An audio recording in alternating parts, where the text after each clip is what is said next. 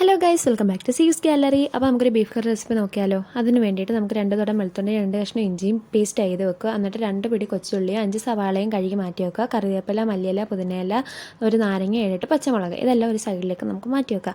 എന്നിട്ടൊരു ബേസൻ എടുക്കുക, കഴുകുക. അതിനകത്ത് ഈർപ്പമെല്ലാം ഒന്ന് തുടച്ച് കളഞ്ഞതിന് ശേഷം അതിനകത്തേക്ക് ഒരു 3 ടീസ്പൂൺ മീറ്റ് മസാലയും 3 ടീസ്പൂൺ സാദാ മുളക് പൊടിയും ചേർത്ത് കൊടുക്കുക.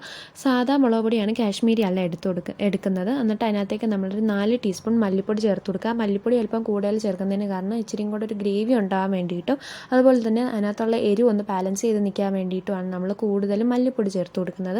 എന്നിട്ട് ഇതിനകത്തേക്ക് നമ്മൾ നേരത്തെ അരച്ച് വെച്ചിരുന്ന ഒരു ഇഞ്ചി വെളുത്തുള്ളി പേസ്റ്റ് നമ്മൾ ചേർത്ത് കൊടുക്കുക. 2 ടീസ്പൂണാണ് ചേർത്തിരിക്കുന്നത്.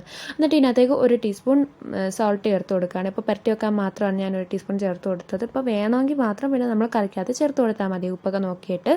പിന്നെ അതിനകത്തേക്ക് നമ്മൾ നേരത്തെ എടുത്ത് വെച്ചിരുന്ന ഒരു നാരങ്ങ പിഴിഞ്ഞ് ചേർത്ത് കൊടുക്കുക.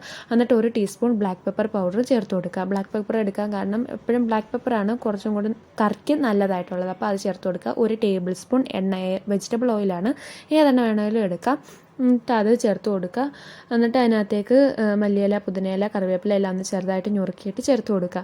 പിന്നെ നമുക്ക് തൈരാണ് ചേർത്ത് കൊടുക്കേണ്ടത്. പുളിയുള്ള തൈരാണെന്നുണ്ടെങ്കിൽ 2 ടേബിൾ സ്പൂണോ അല്ലെങ്കിൽ 2 ടീസ്പൂണും, പുളി ഇല്ലാത്ത തൈരാണെന്നുണ്ടെങ്കിൽ ഒരു 4-5 ടീസ്പൂണും എടുക്കുക. ഞാനിപ്പോൾ എടുക്കുന്ന പുളി ഇല്ലാത്ത തൈരാണ്, അതുകൊണ്ടാണ് ഇപ്പോൾ 4-5 ടീസ്പൂൺ ഞാൻ ഒഴിക്കാനുള്ള കാരണം. അപ്പോൾ ചിലർക്ക് പുളി ഇങ്ങനെ ഒരു തൈര് ചേർക്കുന്നത് ഇഷ്ടമല്ലായിരിക്കും. അങ്ങനെയുള്ളവർക്ക് ഈ ഒരു സ്റ്റെപ്പ് സ്കിപ്പ് ചെയ്യാം. പക്ഷേ തൈര് ചേർത്ത് മിക്സ് ചെയ്ത് വെക്കുമ്പോൾ നല്ലൊരു രുചി കിട്ടാനായിട്ട് കാരണമാകും. അപ്പോൾ ഞാൻ പറയുന്ന കാര്യം ശ്രദ്ധിച്ചാൽ മാത്രം മതി. പുളിയുള്ളതാണെന്നുണ്ടെങ്കിൽ കുറച്ച് ചേർക്കുക, പുളി ഇല്ലാത്തതാണെന്നുണ്ടെങ്കിൽ നമുക്ക് ആവശ്യത്തിന് ചേർത്ത് കൊടുക്കുക. മാക്സിമം പോയി ഒരു 5 ടീസ്പൂണൊക്കെ വരെ ചേർത്ത് കൊടുക്കുക, നല്ലൊരു രുചി ഉണ്ടായിരിക്കും.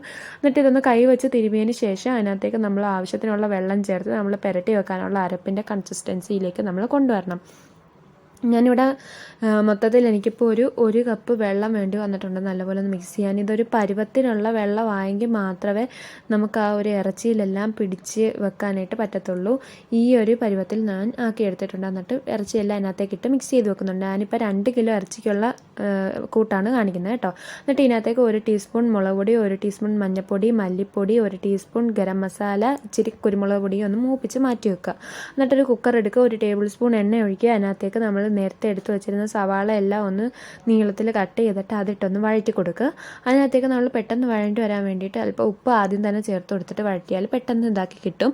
എന്നിട്ട് ഇതിനകത്തേക്ക് 2 തണ്ട് കറിവേപ്പില, അത് നമ്മളൊന്ന് ഇറുത്തിയിട്ട് ഇട്ട് കൊടുക്കുക. ആ തണ്ട് നമ്മളൊന്ന് ഒടിച്ചിട്ട് ഇട്ട് കൊടുക്കുക.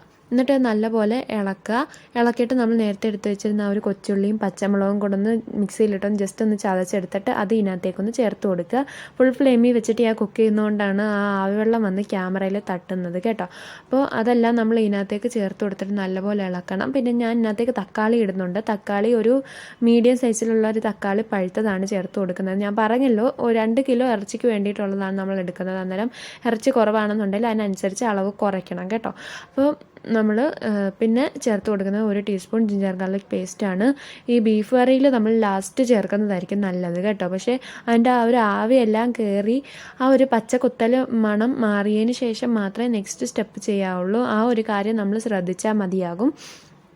ചിക്കൻ കറിയിലൊക്കെ ആണെന്നുണ്ടെങ്കിൽ നമ്മൾ ആദ്യമേ ഇത് ചേർക്കാറുണ്ട്, ഈ ഒരു ജിഞ്ചർ ഗാർലിക് പേസ്റ്റ്. അപ്പോൾ അത് ശ്രദ്ധിച്ച് നമ്മൾ ചെയ്താൽ മതിയാവും. ഇത് ലാസ്റ്റ് ഇങ്ങനെ ചേർക്കുന്നതാണ് നമ്മുടെ ആ ഒരു കറിക്ക് കുറച്ചും കൂടെ രുചികരമായിട്ടുള്ളത്. എന്നിട്ടിപ്പോൾ ഞാൻ ഈ ചേർക്കുന്നത് സർവ്വസുഗന്ധിയുടെ ഇലയാണ്. അപ്പോൾ ഇതിൻ്റെ ഒരു ചെടിഞ്ഞാടി കൂടെ നിപ്പുണ്ടെന്നേരം അതുകൊണ്ടാണ് ഇപ്പോൾ ചേർക്കുന്നത്. നിങ്ങൾക്ക് ചേർക്കണ്ട എന്നുണ്ടെങ്കിൽ ചേർക്കണ്ട, ഓപ്ഷനിലാണ്. കറിക്കൊക്കെ ഇത് ഞങ്ങളിപ്പോൾ റോസ്റ്റ് ഉണ്ടാക്കുകയാണെന്നുണ്ടെങ്കിലും ചിക്കൻ കറി, ബീഫ് കറി, ബിരിയാണി, അതിനകത്തൊക്കെ നല്ലപോലെ ചേർക്കും ഇത്. കാരണം നല്ലൊരു ഫ്ലേവർ, നല്ലൊരു മണമൊക്കെയാണ്. എന്നിട്ട് ഇത് ജസ്റ്റ് ഇതേപോലെ ഫ്രീ ആയിട്ടൊന്ന് അടച്ച് വെക്കുക. എന്നിട്ട് അതൊന്ന് ആവി കയറി എല്ലാം ഒന്ന് സോഫ്റ്റായി കഴിയുമ്പോൾ ഇതിനകത്തേക്ക് നമ്മൾ നമ്മുടെ ആ ഒരു മസാല എല്ലാം നമ്മൾ മൂപ്പിച്ച് വെച്ചിരുന്നത് ഇട്ടിട്ട് നല്ലപോലെ ഒന്ന് മിക്സ് ചെയ്ത് ഇളക്കുക. എല്ലായിടവും ഒരേപോലെ ആവുന്നത് വരെ നല്ലപോലെ ഒന്ന് ഇളക്കി ഒന്ന് യോജിപ്പിച്ച് വെക്കുക. എന്നിട്ട് നമ്മൾ എല്ലാം പുരട്ടി സെറ്റാക്കി വെച്ച് 1 മണിക്കൂർ റെസ്റ്റ് ചെയ്ത് വെച്ചിരുന്ന ആ ഒരു ബീഫ് ഇതിനകത്തേക്ക് നമുക്ക് കുറച്ച് ചേർത്ത് കൊടുക്കാം. അന്നേരം നമ്മളുടെ ഈ ഒരു കുക്കറിൻ്റെ ആ ഒരു അടിയിലത്തെ മസാല മേടി വരുന്ന രീതിയിൽ അടി കൂട്ടി നല്ലപോലെ ഇളക്കിയെടുക്കുക കേട്ടോ. എങ്കിലേ ഇത് നല്ലപോലെ ഇതാകത്തുള്ളൂ. വെന്ത് കഴിയുമ്പോൾ ഇതിനകത്തുനിന്ന് താനെ ആ ഒരു വെള്ളമൊക്കെ ഇറങ്ങി വരും. എന്നാൽ നമ്മളൊരല്പം വെള്ളം ചേർത്ത് കൊടുക്കണം. ആ ചതച്ച വെള്ളവും ആ കലക്കി വെച്ചിരുന്ന ആ ഒരു ബേസനിലെ വെള്ളമൊക്കെ കലക്കിയിട്ട് വേണം നമ്മൾ ഇതിനകത്തേക്ക് ഒഴിക്കാൻ. അന്നേരമേ നമ്മളുടെ ആ ഒരു ഇത് കറക്റ്റ് ആവത്തുള്ളൂ, ഉപ്പൊക്കെ മസാലയൊക്കെ കറക്റ്റ് ആവത്തുള്ളൂ. ഈ ഒരു സ്റ്റെപ്പിൽ നമുക്ക് വേണമെങ്കിൽ ഉപ്പ് ചേർത്ത് കൊടുക്കാവുന്നതാണ്. എന്നിട്ട് ഹൈ ഫ്ലെയിമിൽ വെച്ചിട്ട് ഒരു വിസിലും ബാക്കി 7 വിസിൽ മീഡിയം ഫ്ലെയിമിൽ വെച്ചിട്ട് റെഡിയാക്കി എടുക്കാവുന്നതാണ്. അതൊക്കെ കഴിഞ്ഞ് സെറ്റായി കഴിയുമ്പോൾ നമ്മുടെ അടിപൊളി ബീഫ് കറി റെഡിയാവുന്നതാണ്. അപ്പോൾ വീഡിയോ ഇഷ്ടപ്പെട്ടെങ്കിൽ ലൈക്ക്, ഷെയർ ആൻഡ് സബ്സ്ക്രൈബ്.